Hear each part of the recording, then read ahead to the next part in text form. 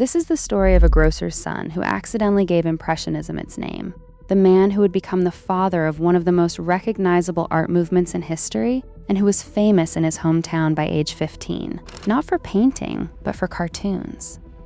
Oscar Claude Monet, not to be confused with his contemporary Edouard Manet, a mix-up that has confused students and collectors for over a century, was born in Paris, France, on November 14, 1840, the eldest son of a grocer named Adolphe Monet.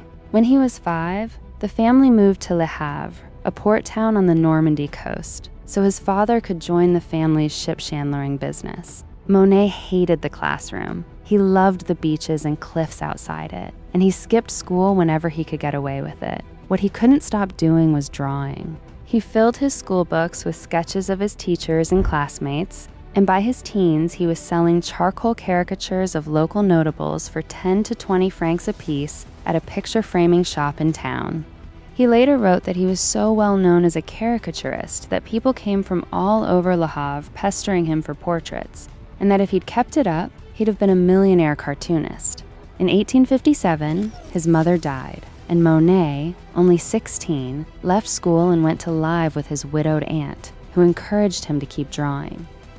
It was at that same picture framing shop that Monet's life changed direction.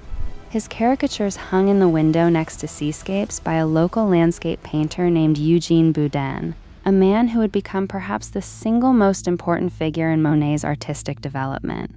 Boudin sought Monet out and made him an offer that the teenager initially found absurd.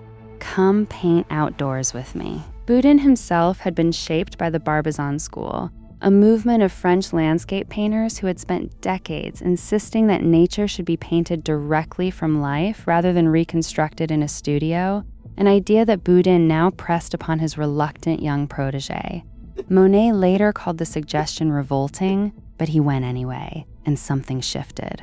Boudin also introduced Monet to the Dutch painter Johann Jonkind, whose loose, atmospheric handling of sky and water further sharpened what the teenager was beginning to understand about light. Together, Boudin and Jonkind taught him to paint directly from nature, capturing a scene in the moment rather than composing it later in a studio, a practice known as painting on plein air. Monet would spend the rest of his life saying he owed everything to Boudin. If he became a painter, he wrote, it was thanks to him. In 1859, Monet left for Paris to try his luck as an artist, enrolling at the Académie Suisse, where he met a fellow painter named Camille Pissarro. His father wanted him at the prestigious École des Beaux-Arts, the Académie des Beaux-Arts institution that trained France's official artistic establishment.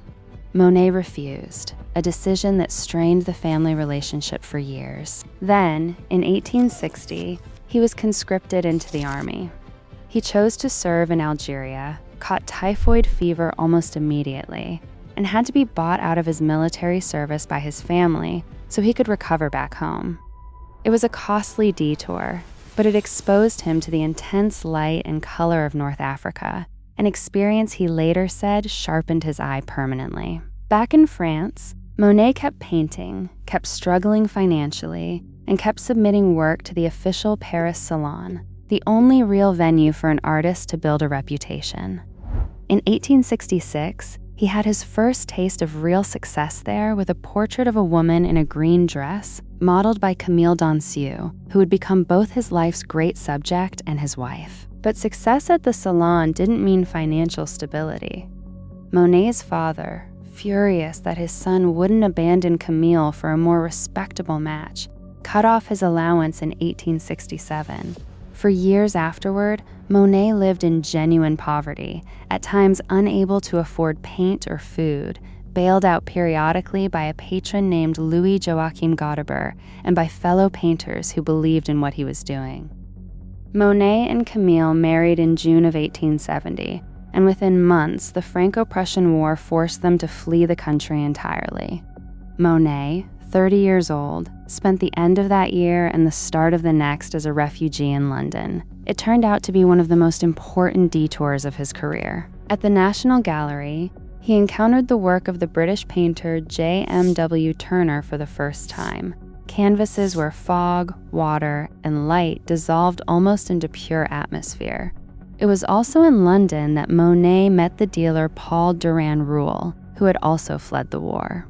Durand-Ruel began buying Monet's paintings on the spot, and their partnership would eventually keep the entire Impressionist movement financially afloat through its leanest years. After the war, the couple settled in Argenteuil, a riverside town near the Seine, where Monet painted some of the boldest, most light-drenched work of his career: sailboats, riverbanks, his own garden, rendered in the loose, visible brushstrokes that critics found so alarming. It was also around this time that Monet grew close to a wealthy young painter and boat enthusiast named Gustave Caillebotte, who had become both a close friend and one of his most important patrons, buying Monet's canvases when almost no one else would and helping fund the independent exhibitions the group could not otherwise afford to stage.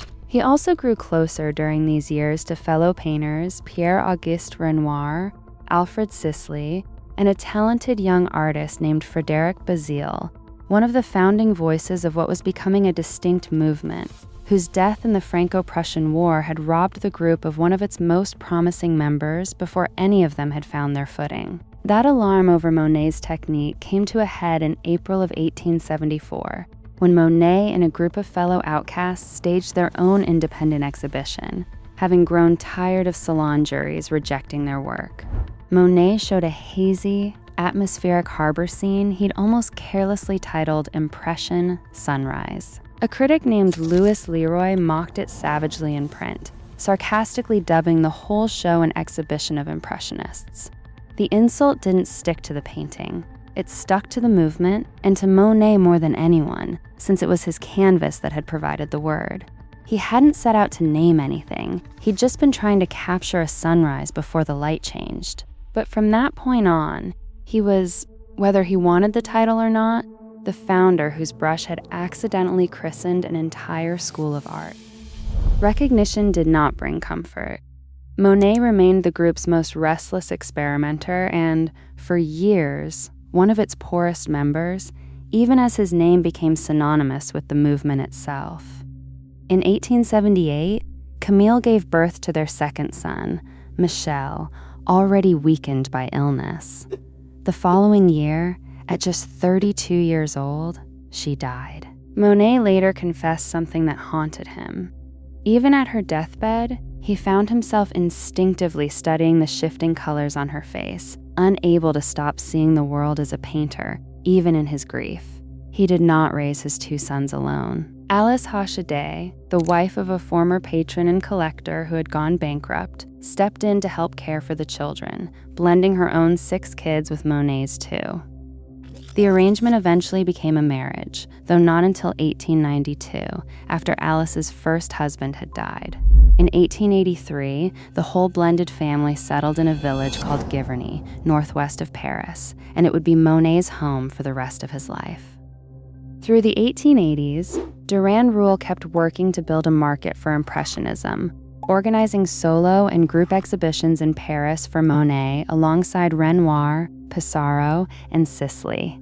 Slowly, buyers appeared, first scattered French collectors, then, increasingly, foreigners.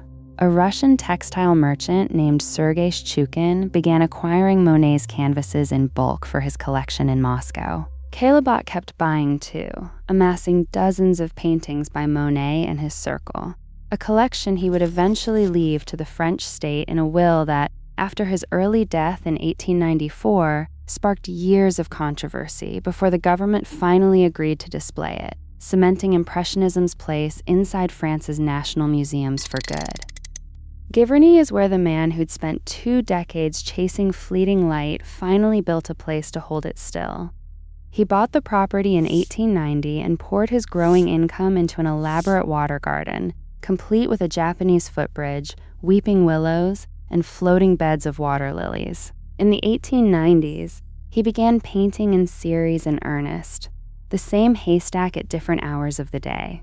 The west facade of Rouen Cathedral captured over and over as the light shifted from dawn to dusk. A row of poplar trees along the River Epte painted in a rented boat so he could work at the exact angle he wanted.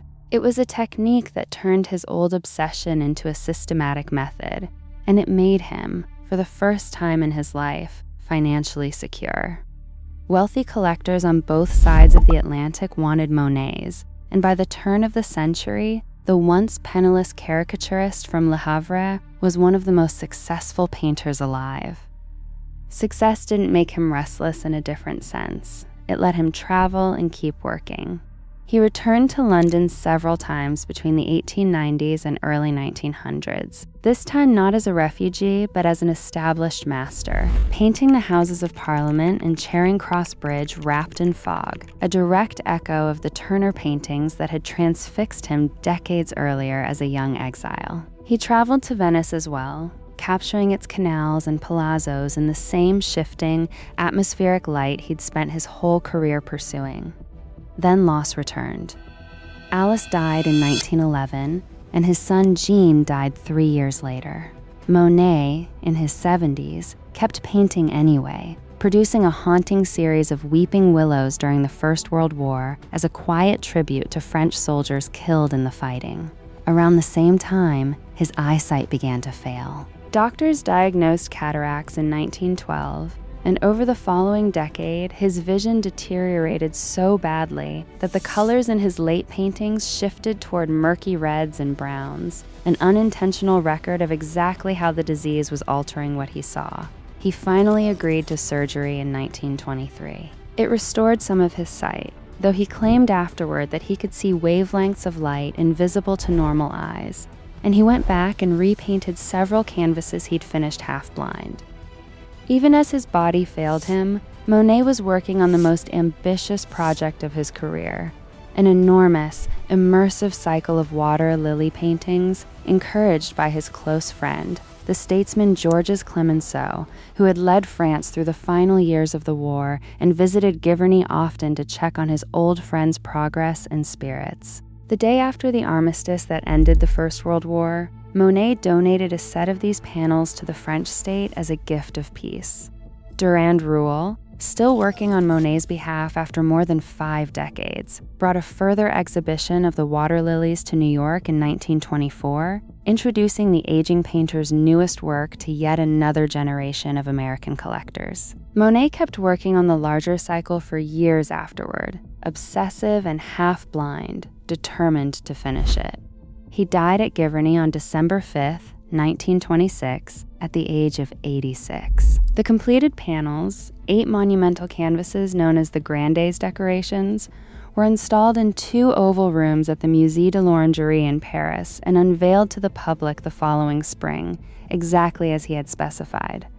By the time he died, Monet had spent over 60 years chasing the same question: what a moment of light actually looks like, right now, before it changes. He answered it as a broke teenager sketching cartoons in a shop window, as a young refugee standing in front of a Turner painting in London, as a grieving widower unable to stop noticing color even at his wife's deathbed, and as an old, half-blind man still adding brushstrokes to canvases the size of a room. He didn't choose to be called the father of Impressionism. A hostile critic named Louis Leroy handed him that title as an insult, using the very word Monet had scribbled onto one modest harbor, painting almost as an afterthought. Monet simply kept painting through poverty, grief, war, and blindness, until the insult became a fact nobody could argue with, and the man once dismissed as a sloppy sketcher became the artist whose vision of light still defines how the world pictures Impressionism.